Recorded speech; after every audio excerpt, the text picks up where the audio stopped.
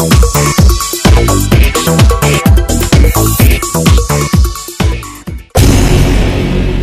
USGA knows that when they set up this golf course here at Indianwood Golf and Country Club, what they will not have is a 7,500 yard plus course. But instead, what Indianwood offers has highly undulated greens. Ball placement on the fairway is absolutely important because you will hit quite often with the ball either above or below your feet.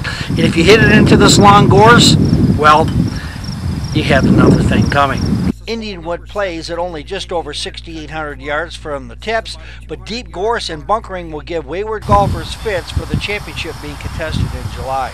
The USGA has a reputation for not rewarding the best golfers, but identifying them, and that suits Senior Director of Rules Jeff Hall just fine. Pretty narrow, 25 to 28 yards, so they may not be striking some drivers on some holes, but they're still going to have to fit that other club that they choose to play in some pretty tight landing areas, and on several of the drive zones, Kevin has done a fantastic job providing a penalty if they waver from the fairway. As I've said to many players in the past, we're going to cut the fairways every day. That other grass, not so much. The course is short by modern standards, but according to Hall, the undulated greens, tight fairways, and Mother Nature all stand to toughen up Indianwood for the championship. The course that Betsy King and Patty Sheehan tamed and won during prior U.S. Women's Opens years ago is largely intact, but there are some subtle differences. The course is being set up as a difficult test of golf, with the finishing holes being perhaps the holes that distinguish the pretenders and identify the 2012 champion. Randall Lewis, the 2011 U.S. Mid-Amateur Champion, is from Alma, Michigan, and is a financial advisor for Raymond James & Associates. He knows that playing against the world's best senior players is a tough challenge, but he's up to it. This is really nice for me too in particular. I mean, anytime as an amateur you're playing a USGA event, it's pretty special. And the Senior Open is very special. I had the good fortune of playing in 2009, and it's really exciting.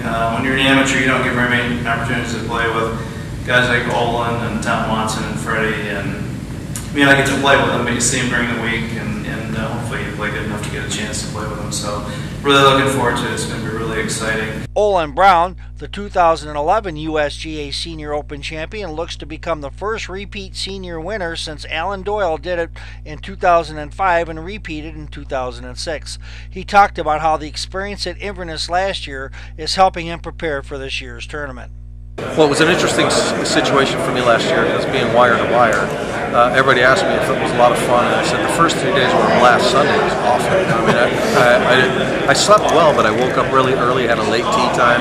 You know, what do you do to kill 8 hours while you're getting ready to play? Actually, getting to the driving range and actually making a few swings, kind of the tension broke and it left my body, and I was able to, you know, you're anticipating, you got the anxiety, and get things started, get things going that day. Olin Brown won at Inverness and played Indianwood for the first time this week.